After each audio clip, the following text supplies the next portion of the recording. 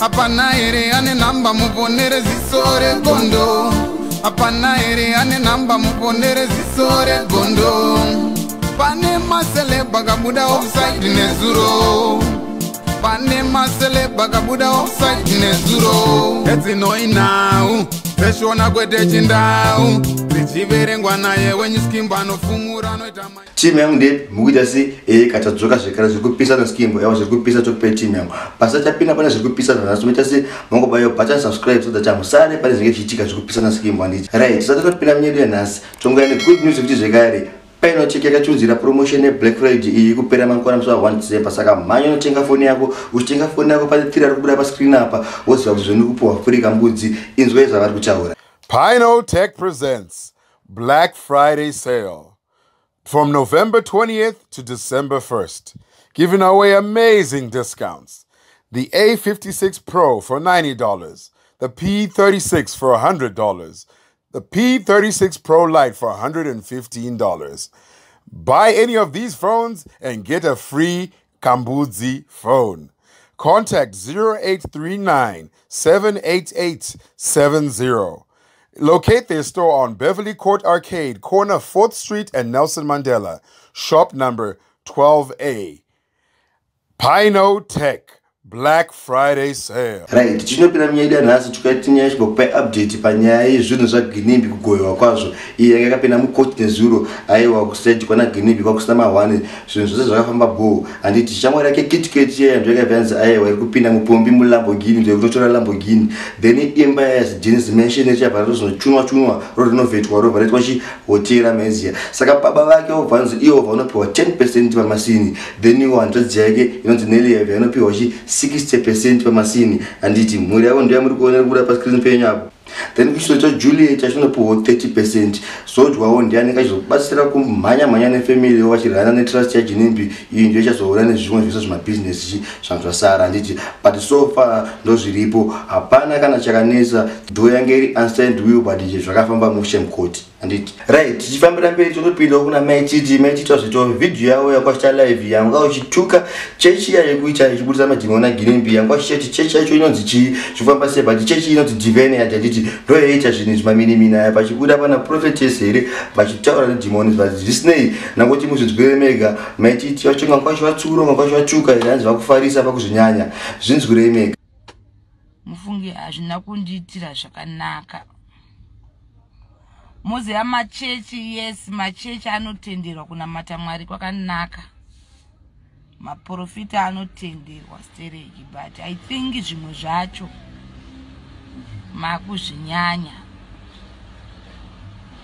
Makunyanyofarisa kumachechi uko. Ini ndotopinda chechi. Do you know kuti ndopinda chechi ndinotoziva Mwari nonamata Mwari but ndoona unge kune mamwe machechi akufarisa so ane kakufarisa kaakuita. Kana nditaura zvine musoro motaura zvine musoro but kana ndichitaura zvisina musoro monditaurira.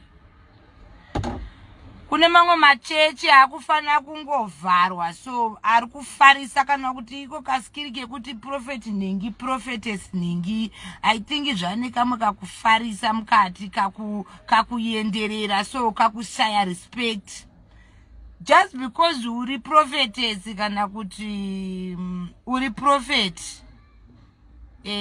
azvirevo kuti une right yekungoita zvaunoda nevanhu kana kuti kutsvaga kuti chechi izare here kana kuti uri kutsvaga kuti maChristians awande traffic iwande kuchechi kwako but traffic inodiwa but usaunze traffic nezvimwe zvinhu zvino affecta vamwe vanhu especially vamwe vanhu vanenge vakatofozvawo vanofanira kunge vachizorora. Tonde, don't do that. Sadaro band.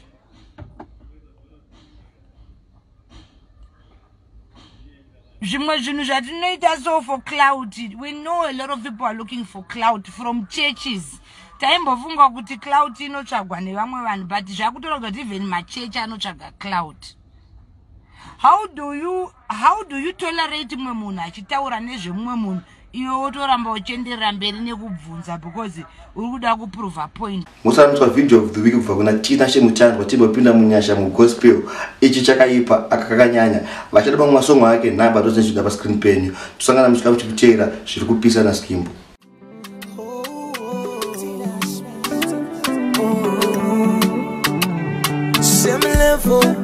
Year after year, issues on that ramba, cause there has to be a change. I know you're able to turn things around. Inga payambura makasandura kuita wanyu Mwari pese pamunozviratidza upenyu hwevanhu hunoshanduka ise pese pamunozviratidza upenyu hwevanhu hunoshanduka. I wanna make progress, mwari shando batanga shiendeke. I wanna make progress, mwari shando ronganga shibudire. The end is in Betty. The end is in Betty.